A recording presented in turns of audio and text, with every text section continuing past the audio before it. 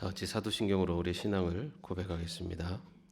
전능하사 천지를 만드신 하나님 아버지를 내가 믿사오며 그 외아들 우리 주 예수 그리스도를 믿사오니 이는 성령으로 잉태하사 동정녀 마리아에게 나시고 본디오 빌라도에게 고난을 받으사 십자가에 못 박혀 죽으시고 장사한 지 사흘 만에 죽은 자 가운데서 다시 살아나시며 하늘에 오르사 전능하신 하나님 우편에 앉아 계시다가 저리로서 산자와 죽은 자를 심판하러 오시리라. 성령을 믿사오며 거룩한 공회와 성도가 서로 교통하는 것과 죄를 사하여 주시는 것과 몸이 다시 사는 것과 영원히 사는 것을 믿사옵나이다. 아멘. 찬송가 136장입니다.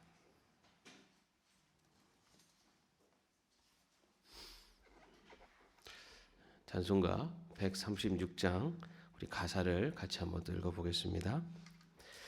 가나의 혼인잔치 찾아가신 주 예수여, 이 시간 찾아오사 생명수로 채우소서.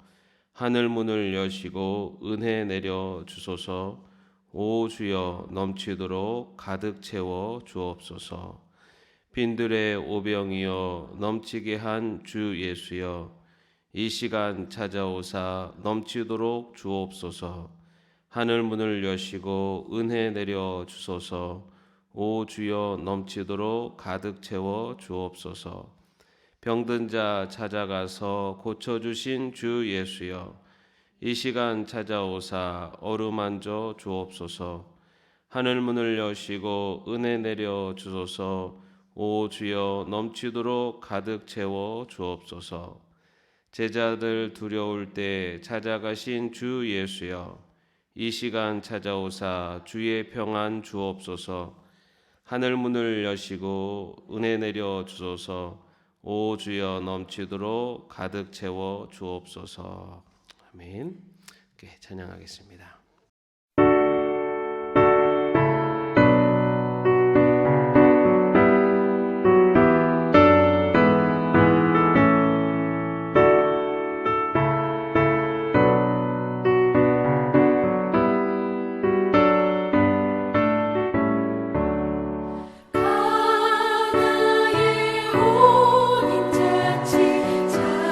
찾아가신 주 예수여, 이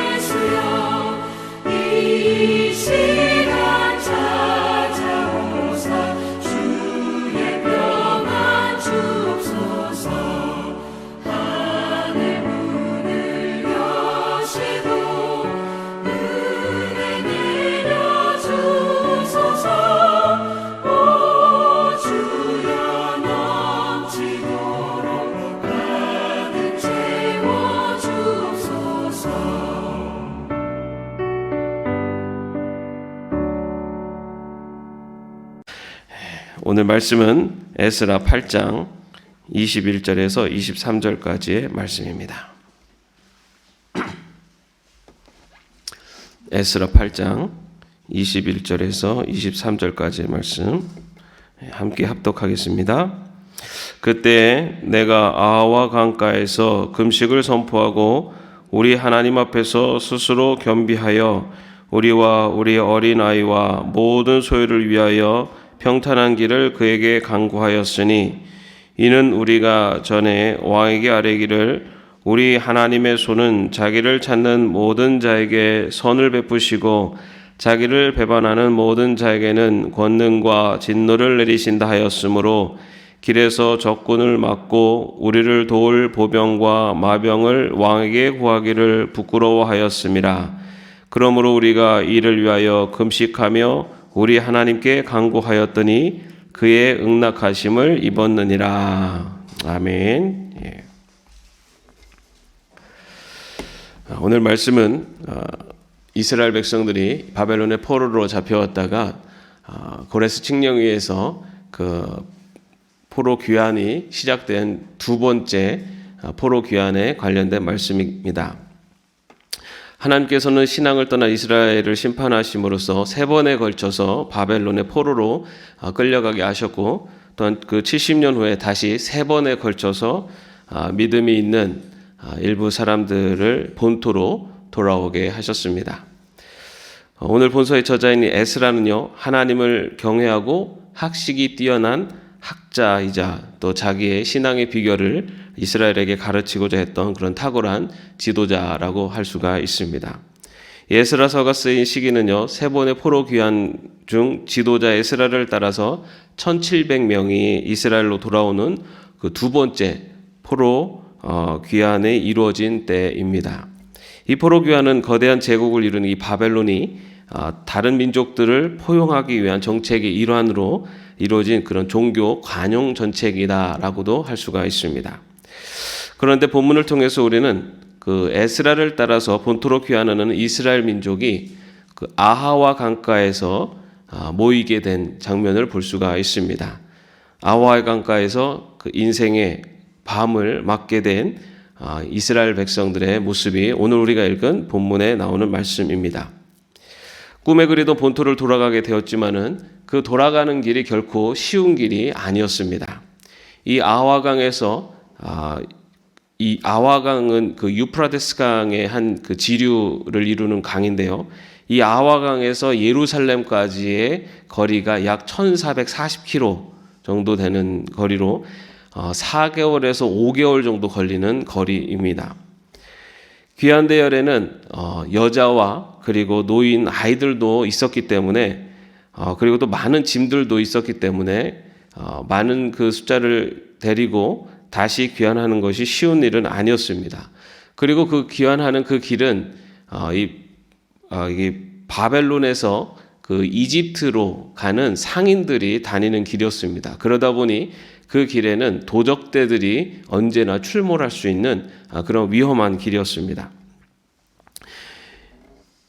그런데 그 이전에 에스라가 하나님께서는 하나님을 따르는 자를 하나님이 지키시고 보호하신다라고 그 왕에게 하나님에 대해서 말씀을 드렸기 때문에 에스라가 왕의 군대의 도움을 요청하지 않았습니다. 그래서 그 에스라를 따르는 그 1700명의 그 이스라엘 백성들과 군대의 도움 없이 그 길을 걸어가야 했었던 것이 당시 이스라엘의 상황이었습니다. 정말 너무나 가고 싶은 그리고 하고 싶은 그리고 해야만 하는 그런 귀한 길이었지만 그 길을 걸어가는 것이 결코 쉽지 않은 너무나 큰 어려움 그리고 문제들이 그 앞에 놓여 있었다라고 해도 과언이 아닙니다. 그런데 우리가 살아가다 보면은 어쩌면 우리에게도 이런 인생의 밤이 찾아올 때가 있습니다.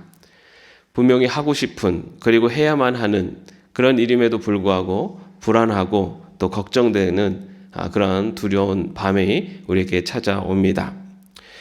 분명히 이것이 하나님이 기뻐하실 일이고 그리고 해야 되는 일임에도 불구하고 할 수 있을까? 아니면 안 되면 어떡하지? 또 이게 가능할까? 라고 하는 그러한 불안한 마음이 생깁니다. 또한 앞으로 벌어질 일들에 대해서 이런 일이 생기면 어떡하지? 라고 하면서 불안한 마음이 들기도 합니다. 이 불안한 마음이 심해지면은 불면증이 시달리기도 하고 또 우울감이 찾아오기도 합니다.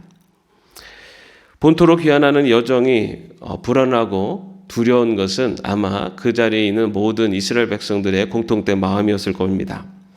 에스라는 이렇게 온 이스라엘이 그 강 앞에서 진을 치고 그리고 그 걸어가야 되는 불안한 여정을 시작하기 전에 그 길 앞에서 그 모든 두려움을 이겨낼 수 있는 그의 신앙의 비결을 이스라엘 백성들과 함께 그 길을 열어갑니다. 에스라와 이스라엘 백성들이 인생의 밤 앞에서 선택한 방법, 그것은 오늘 우리가 읽은 21절의 말씀에 나오고 있습니다. 우리 21절 말씀 한번 같이 읽어보겠습니다. 그때 내가 아와 강가에서 금식을 선포하고 우리 하나님 앞에서 스스로 겸비하여 우리와 우리 어린 아이와 모든 소유를 위하여 평탄한 길을 그에게 간구하였으니. 정말 앞으로 가야 되는 길이 결코 쉬운 길이 아닌, 그리고 불안하고 두려운 길이 그 앞에 섰을 때 그 에스라와 이스라엘 백성들이 선택한 길, 그것은 하나님 앞에 금식하며 기도하는 일이었습니다. 조금 더 구체적으로 살펴보면요, 먼저 이스라엘 백성들은 금식을 선포합니다. 에스라는 이스라엘 백성들로 하여금 이스라엘 백성들과 함께 금식을 선포하게 되는데요. 1700명이 모두 모여서 이 아하와 강가에 모여서 에스라의 인도하에서 금식을 선포하게 됩니다. 그들은 거기에서 마음을 모으고 어린아이에서 어른에 이르기까지 곡기를 끊고 하나님 앞에 단련하는 시간을 가졌던 것입니다. 이 금식이라는 것은 흐트러졌던 마음을 하나님 한 분을 향하게 하는 의미가 있습니다. 그래서 금식을 통해 소원해졌던 하나님과의 관계를 새롭게 하고 또 분산된 마음을 하나님 앞에 모으는 것이 바로 금식입니다. 요즘은 금식을 다이어트의 대용수단으로 쓰는 경우도 있는데, 금식을 통해서 우리가 먹고 마시고 하는 것에 치우쳐져 있는 우리들의 그런 분산된 마음을 오직 하나님 한 분에게만 집중하는, 그것이 바로 금식이 갖고 있는 의미입니다. 따라서 금식은 우리의 영혼으로 하여금 하나님 한 분에게만 마음을 집중하도록 하는 하는 효과가 있습니다. 그래서 우리 에스라는요, 예루살렘으로 올라가기 전 금식을 통해서 이스라엘 백성들로 하여금 하나님께만 집중하도록 그렇게 격려했던 것입니다. 이처럼 인생의 어두운 밤이 찾아오면 먼저 우리가 해야 될 것은 하나님에게 집중하는 것입니다. 문제에 집중하다 보면은 걱정, 불안이 찾아올 수밖에 없습니다. 그러나 그런 모든 인생의 문제를 넘어서는 하나님께 집중하면 이제는 그 문제로의 불안과 걱정으로부터 벗어날 수 있는 첫 단추를 잠글 수 있게 되는 것입니다. 모든 우리를 분산시키게 하고 분주하게 만드는 것들을 차단하는 것, 그러면서 하나님께 집중하는 것이 인생의 밤을 맞이한 신앙인들이 취해야 되는 첫 번째 신앙의 자세다라고 말할 수가 있습니다. 그리고 이어서 두 번째로 이스라엘 백성들이 스스로 겸비했다라고 나오고 있습니다. 이 겸비했다라는 것은 자기는 아무 힘이 없음을 절실히 깨닫고 하나님 말을 철저하게 의지하는 마음의 경향성을 말합니다. 다시 말해서 자기 자신은 너무나 부족하고 연약한 존재다라는 것을 하나님 앞에서 스스로 인정하고 고백하는 것이 바로 겸비한 자의 삶의 모습입니다. 이스라엘 백성들은 자기들이 어떻게 이 아하와 강가에까지 오게 되었는지 생각했고, 또 그것이 하나님의 위대한 역사임을 절감하면서 이 모든 일을 이루신 분이 하나님이심을 그렇게 고백하는 것이 바로 겸비한 자의 모습입니다. 그러나 여전히 너무 두려운 상황이 그들 앞에 펼쳐져 있었습니다. 그 상황에서 그들은 다른 어떤 도움도 자기들이 처하게 된 인생의 밤을 밝혀줄 수 없으며 오직 살아계신 하나님 한 분만이 그 인생의 밤을 밝혀줄 수 있는 분임을 고백했던 것입니다. 하나님의 백성들이 이처럼 오직 하나님만을 진심으로 의지하도록 부름받은 사람들이 바로 하나님의 백성들입니다. 어떤 일을 하든지 그 일을 인도하시고 이루시는 분은 하나님이심을 분명히 기억하며 고백하며 살아가는 것이 바로 하나님의 백성입니다. 그런데 우리는 내가 잘해서 또는 운이 좋아서 라는 말을 할 때도 있습니다. 그러나 겸비한 하나님의 백성, 인생의 밤을 밝힐 수 있는 겸비한 하나님의 백성은 오직 하나님만이 인생의 빛을 비춰주시는 분임을 고백하며 스스로를 하나님 앞에 낮추고 겸손해지는 것, 그것이 바로 겸비한 자의 모습입니다. 이처럼 이스라엘 백성들은 하나님에게 집중했고, 그리고 자기 자신이 너무나 부족한 존재임을, 하나님만이 그 인생의 빛을 비출 수 있는 분임을 고백하는 겸비한 자세를 취했던 것입니다. 그리고 마지막으로 보면은 하나님께 간구하였다라고 나오고 있습니다. 이스라엘 백성들은 하나님 앞에 간구했습니다. 이것은 하나님 앞에 하나님에 대한 믿음을 보여주는 행위입니다. 주님은 우리가 우리의 모든 필요를 하나님께 간구하기를 원하십니다. 이스라엘 백성들은 자기들이 버려진 양무리 같이 에스라의 인도를 받으며 이 민족이 위험이 기다리고 있는 그 바벨론 제국의 한 복판을 지나가야 했습니다. 하지만 하나님께서는 자기들이 원하는 것을 이미 아시고 또 모든 것을 지켜주실 것이라는 신앙을 가지고 있었습니다.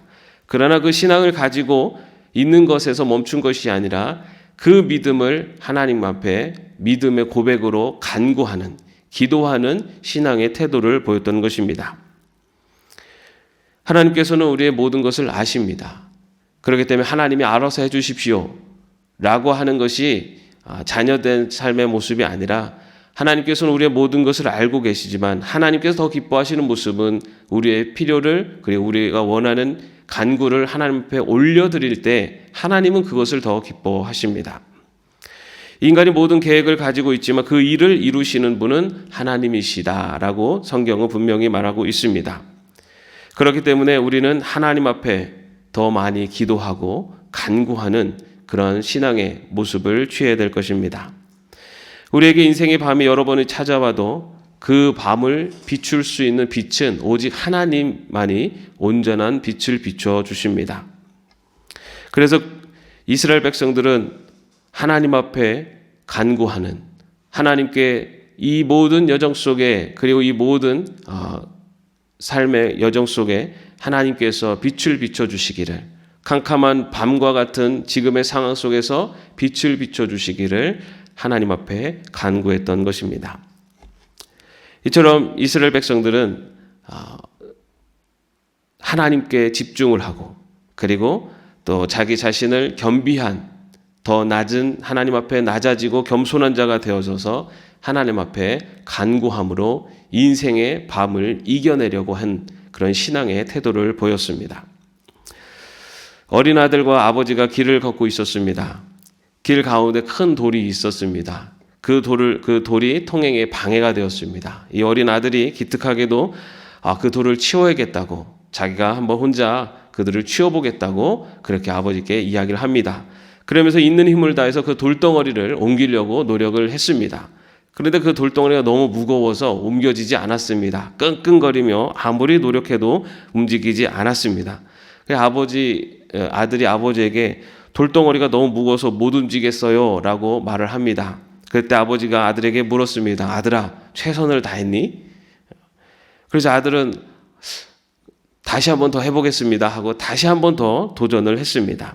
그러나 역시 돌덩어리를 옮길 수 없었습니다.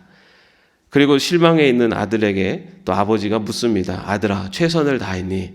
그러자 아들은 정말 있는 힘을 다했는데 어떻게 할 수가 없다고 그렇게 이야기를 했습니다. 그때 아버지가 이 아들에게 이렇게 말합니다. 아들아, 너는 최선을 다하지 않았구나. 왜 너는 나에게 부탁하지 않았니? 아들은 그 돌덩어리를 옮길 수 있는 아버지가 옆에 있었고, 도와달라고 부탁하면 거절하지 않는 아버지가 옆에 있었는데 그 아버지에게 부탁하지 않았던 것, 그것이 최선을 다하지 않았던 것이었습니다. 우리가 살아가다 보면 인생의 밤에 찾아올 때가 있습니다. 그럴 때 우리들이 그 밤을 이겨낼 수 있는 방법, 그것은 그 문제에 집중하는 것이 아니라 하나님 앞에 더욱 집중하고, 그리고 또한 우리 자신의 연약함을 고백하되 하나님이 하실 수 있는 분임을, 하나님만이 그 빛을 비추실 수 있는 분임을 분명히 고백하며 나아가는 것, 그리고 그 마음으로 하나님 앞에 간구하는 것, 그것이 바로 인생의 밤을 비출 수 있는 우리 신앙인의 태도이며, 오늘 본문을 통해서 우리에게 주시는 우리 인생의 밤을 해결할 수 있는 방법입니다. 우리 인생 속에 어떠한 밤이 찾아오더라도 오늘 에스라를 통해서 우리가 배운 이 신앙의 해결 방법, 이것을 가지고 여러분의 인생의 밤이 환하게 비춰질 수 있기를 주님의 이름으로 축원합니다. 기도하겠습니다. 하나님,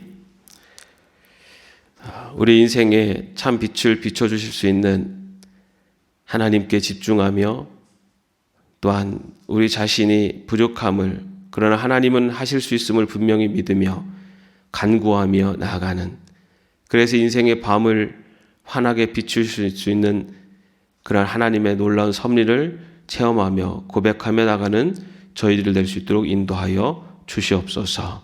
예수 그리스도의 이름으로 기도합니다. 아멘. 하늘에 계신 우리 아버지여, 이름이 거룩히 여김을 받으시오며 나라의 마옵시며 뜻이 하늘에서 이룬 것 같이 땅에서도 이루어지이다. 오늘날 우리에게 일용할 양식을 주옵시고, 우리가 우리에게 죄 지은 자를 사하여 준 것 같이 우리의 죄를 사하여 주옵시고, 우리를 시험에 들게 하지 마옵시고 다만 악에서 구하옵소서. 대개 나라와 권세와 영광이 아버지께 영원히 있사옵나이다. 아멘.